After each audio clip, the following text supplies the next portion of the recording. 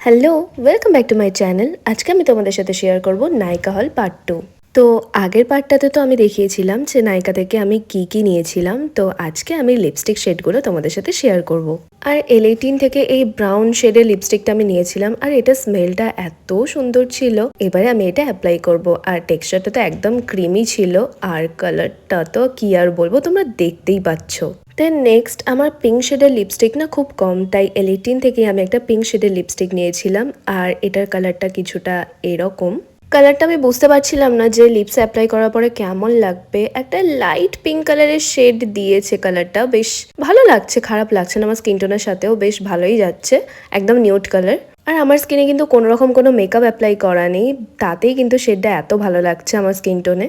এবারে আমি মার্স থেকে এই লিকুইড ব্লাশটা নিয়েছিলাম, তো এটাই এবারে ট্রাই করব। চলো, এটার কালারটা দেখো কি দারুণ, একদম লাইট পিঙ্ক কালার। ফার্স্টে আমি একটু অল্প করেই লাগিয়েছি। ও মাই গড, ইটস সো পিগমেন্টেড। এটার আরেকটা কালার ছিল পিচ, বাট ওটা অ্যাভেলেবেল ছিল না, তাই পিঙ্কটাই আমি নিয়েছি।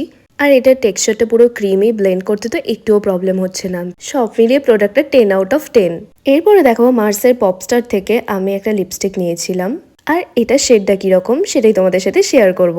আমি ইচ্ছা করে কোনো রকম ফেসে মেকআপ ইউজ করিনি, কারণ আমিও দেখতে চেয়েছিলাম যে আমার রিয়েল স্কিন টোনে লিপস্টিক শেডগুলো কেমন লাগে। আর এই লিপস্টিক শেডটাও তো দারুণ লেগেছে আমার। তো যে কটা লিপস্টিক আমি নিয়েছিলাম সবগুলো শেডই কিন্তু আমি দেখিয়ে দিলাম। আজকের মতো আমার ভিডিওটা এখানেই এন্ড করছি। বাই, দেখা হবে নেক্সট ভিডিওতে।